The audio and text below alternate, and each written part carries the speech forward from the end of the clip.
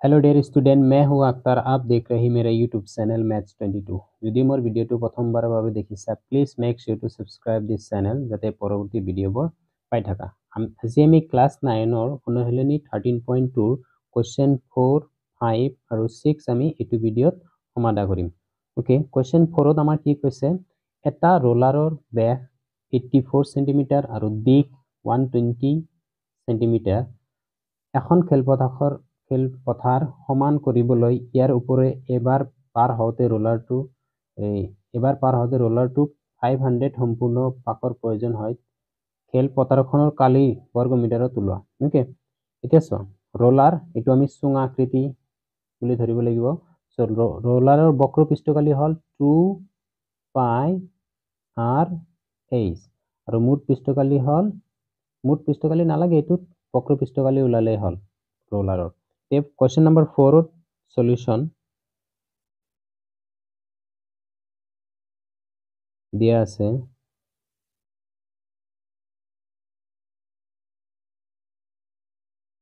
দিয়া কি আছে, আমাৰ ব্যাস দিয়া আছে। ব্যাস 84 সেন্টিমিটার। সো ব্যাসার্ধ আমার কিমান হ'ব, হাফ হ'ব। ব্যাসার্ধ r equal to 84/2 equal to 42 centimetre. Okay, এইখিনি হ'ল আমাৰ ব্যাসাৰ্ধ। এতিয়া আমাক কি কৈছে, বৰ্গ মিটাৰত লাগে। সেন্টিমিটাৰ আছে, এতিয়া আমি মিটাৰত লৈ যাম। 100 দি ডিভাইড কৰিলে 0.42 মিটাৰ হৈ যাব। কিয় এই লাষ্টত বৰ্গ মিটাৰত কালি ওলাব দিছে, বৰ্গ মিটাৰত ফাৰ্ষ্টতে মিটাৰত লৈ লৈছো, পিছলৈ আৰু দিগদাৰ নকৰো।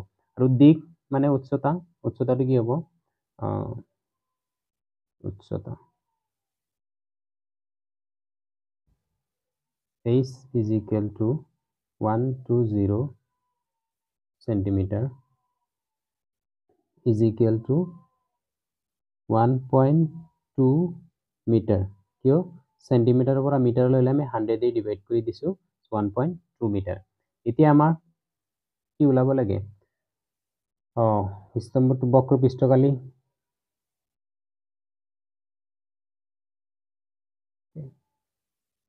ৰোলাৰটো কি লাগে, বক্ৰ পৃষ্ঠকালি। এতেকে ৰোলাৰৰ বক্ৰ পৃষ্ঠকালি। বক্ৰ পৃষ্ঠকালি ফৰ্মুলাটো আছিল 2 পাই r h। এতিয়া আমি জাস্ট মানকেইটা আমি বহাই দিম, এই ওপৰৰ পৰাই মানকেইটা আমি বহাই দি ক্যালকুলেশন কৰিলে আমাৰ হৈ যাব। ঠিক 2 ইনটু পাইৰ ভ্যালু হল 22/7, আৰৰ ভ্যালু হল আমাৰ 0.42, এইচৰ ভ্যালু হল 1.2। ওকে, এইখিনি আমি যদি কাটিব যাওঁ, এইটো 1 টাইম, এইটো 0.6 টাইম, 2 ইনটু 22 44 ইনটু এতিয়া 6 আৰু 12, 6 দুগুণ 12, 2 হাতত 1, 72। সো এতে পয়েন্ট আছিল, এতে পয়েন্ট হল 0.72 হ'ব, 0.72। ওকে, সো এই দুটা আমি পূরণ কৰিম। 0.72 আৰু 44 আৰু 72, 4 দুগুণ 8, 8 আৰু এইটো হ'ব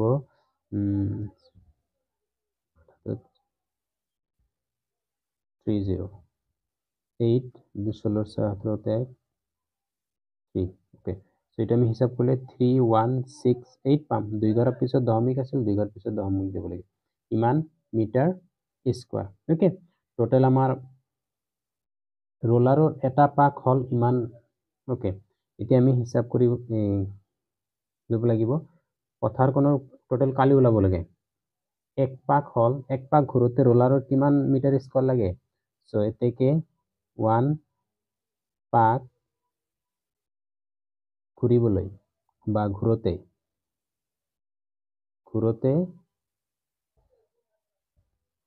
কালি লাগে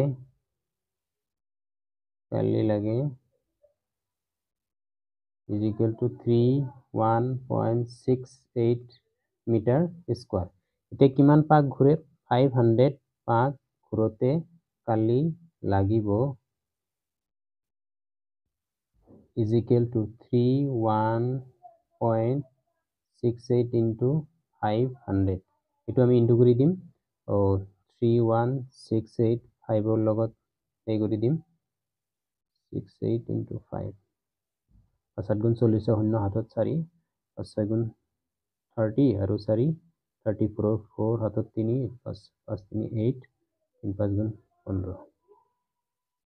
ওকে, দুটা ঘৰৰ আগত 500 লগত আৰু দুটা শূন্য আছে, দুটা ঘৰৰ আগত কি আছে এই okay okay 500 168 okay 16 okay okay এইটো পূৰণ কৰিলে কিমান আছিল? দুই ঘৰ আগতহে আছিল 4 ঘৰ আৰু এবাৰ 72 আৰু 44 8 28 8 28 8 3168 ওকে ৰবা এইটোৰ পিছত দুটা ঘৰ ওকে। এতিয়া অলপ 0.06 হ'ব। 06 হলে এতিয়া আমাৰ হ'ব 0.072 3 ঘৰ পইণ্ট হ'ব আৰু এতিয়া হ'ব 3.168 তাৰপিছত 1 পাক ঘৰতে 3.168 লাগে তাৰপিছত এইখিনি পাক ঘৰতে 3.168 into 500 এইখিনি ক্যালকুলেশন কৰি 3 ঘৰ পিছত দশমিক হ'ব so 1584 metre square total area হ'ব আমাৰ এইটো ওকে। সো এইটো 7 এদি কাটিলো 1 টাইম 7 এদি কাটিলো 4 ৰ মাজত নাযায় 0 এটা দিম তাৰপিছত 6 7 গুণ 42 মানে 42 এইটো তাৰপিছত এইটো পূৰণ কৰিলে এইটো এনেকুৱা হ'ব। সো এনেকৈ আমি কৰিব লাগে। এতিয়া 5 কোৱেশ্চনটোত কি কৈছে এটা চুঙাকৃতিৰ স্তম্ভৰ ব্যাস আমাৰ দিয়া আছে 15 সেন্টিমিটাৰ আৰু ইয়াৰ উচ্চতা h আমাৰ দিয়া আছে ইমান মিটাৰ সেন্টিমিটাৰ আৰু মিটাৰ এটা ইউনিটত বনাম প্ৰতি বৰ্গ মিটাৰত 12 টকা 12.5 টকাকৈ স্তম্ভটোৰ বক্ৰপৃষ্ঠত ৰং দিয়া খৰচ নিৰ্ণয় কৰিব লাগে। এই স্তম্ভটো হল চুঙাকৃতিৰ এটিৰ বক্ৰপৃষ্ঠ কালি ওলাই তাৰপিছত এই 12.5 এদি আমি ইনটু কৰি দিলেই হৈ যাব আমাৰ ব্যাসাৰ্ধ ওলাম বাকিখিনি হৈ যাব ওকে।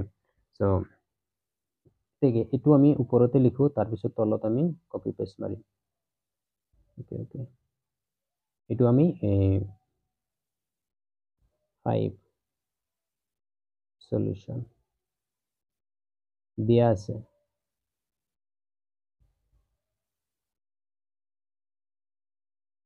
এতে কি ব্যাস আমাৰ কিমান is equal to 50 centimetre so ব্যাসাৰ্ধ আমাৰ কি হ'ব ব্যাসাৰ্ধ r equal to 50 by 2 is equal to 25 centimetre যেটা আমার মিটারত লাগে 0.25 মিটার ওকে। আর উচ্চতা h equal to 3.5 metre okay এইখিনি আমার দিয়া আছে। এতিয়া আমি তলফালে লৈ যাম বক্ৰপৃষ্ঠ কালি ওলাম আৰু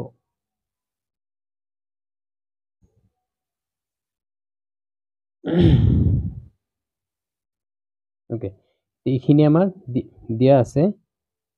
সো এতেকে আমাৰ চুঙাটোৰ বক্ৰপৃষ্ঠ কালি চুঙাৰ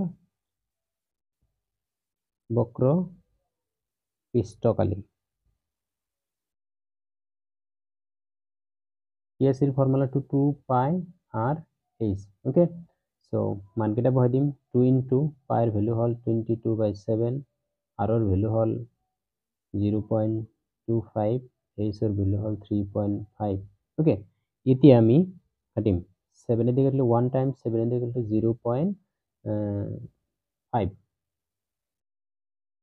ওকে তাৰপিছত 22 into 2 44 এতিয়া 0.25 আৰু 0.5 ওকে 044 into 25 আৰু 5 যদি আমি ইনটু কৰি দিও তেতিয়া কি হ'ব 1 2 5 সো 3 ঘৰ আগত দশমিক হ'ব সো 3 ঘৰ আগত দশমিক এতিয়া 1 2 5 ৰ লগত 44 আমি ইনটু কৰিম সো 4 5 গুণ 20 শূন্য হাতত 2 4 2 গুণ 8 আৰু 2 10 শূন্য হাতত 1 4 গুণ 4 আৰু 5 okay 0 0 5 okay so 0 0 5 5 so total কৰিলে 5 5 0 0 0 0 0 3 ঘৰ আগত দশমিক আছিল 3 ঘৰ আগত দশমিক দিম ইমান মিটাৰ স্কয়াৰ ওকে সো আমাৰ आंसर 5.5 মিটাৰ স্কয়াৰ এতেকে আমি 1 মিটাৰ স্কয়াৰত কিমান আছিল 1 মিটাৰ স্কয়াৰৰ দাম আছিল কিমান 12 টকা 5.5 ইমান টকা এতেকে 5.5 মিটাৰ স্কয়াৰৰ দাম is equal to 12.5 into 5.5 টকা এখিনি আমি ইনটু কৰি দিম ইনটু কৰিলে আমাৰ आंसरটো ওলাব 1 2 5 আৰু 55 কৰি দিম 5 5 25 ৰ 5 হাতত 2 5 2 গুণে 10 12 ৰ 2 হাতত 1 5 গুণ 5 6 ওকে সো ইয়াতে হ'ব 5 2 6 5 7 8 6 সো এতে হ'ব 6875 ওকে তে দশমিকটো এটা ঘৰ এফালে আৰু এটা ঘৰ দুটা ঘৰ সো 68.75 টকাটো আমাৰ খৰচ হ'ব টোটাল দাম হ'ব ইমান সো 68.75 টকা আমাৰ লাগিব সো এনেকৈ আমি কৰিব লাগে তোমালোকে কি কৰিবা ফাৰ্ষ্টৰ পৰাই লিখি যাবা তাৰ পিছত প্ৰি বেক আৰু কৰি নাথাকো ওকে সো এতিয়া নেক্সট কোৱেশ্চনটো কোৱেশ্চন 6 যেটো আছে লম্ব বৃত্তাকাৰ চুঙা এটাৰ বক্ৰ পৃষ্ঠকালি 4.4 বৰ্গ মিটাৰ যদি চুঙাটোৰ ভূমি ব্যাসাৰ্ধ 0.7 হয় তেন্তে চুঙাটোৰ উচ্চতা নিৰ্ণয় কৰা বক্ৰ পৃষ্ঠকালি আমাৰ দিয়া আছে চুঙাৰ আৰু ভূমিৰ ব্যাসাৰ্ধ মানে r দিয়া আছে মিটাৰ তেতিয়া উচ্চতা নিৰ্ণয় কৰিব লাগে একেবাৰে ইজি হৈ আছে ফাৰ্ষ্টত তেতিয়া চুঙাটোৰ যেটো দিয়া আছে এটো আমি ওলাব লাগিব এটো হল 4 5 এটো হল 6 ৰ সলিউশন দিয়া আছে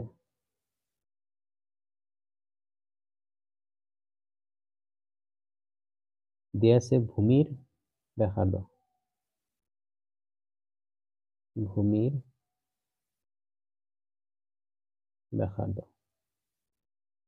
r equal to 0.7 metre okay আৰু চুঙাৰ কি বক্ৰ পৃষ্ঠকালি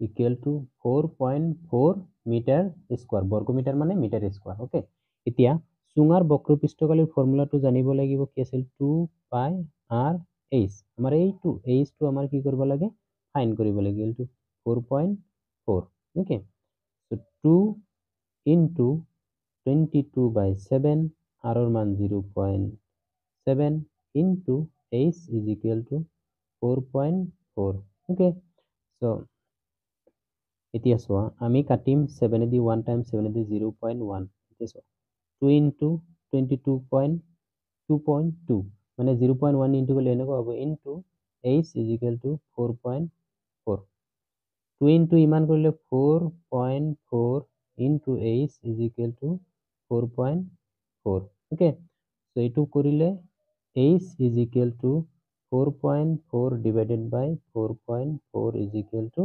1 মিটার তো আমার উচ্চতা থেকে নির্ণয়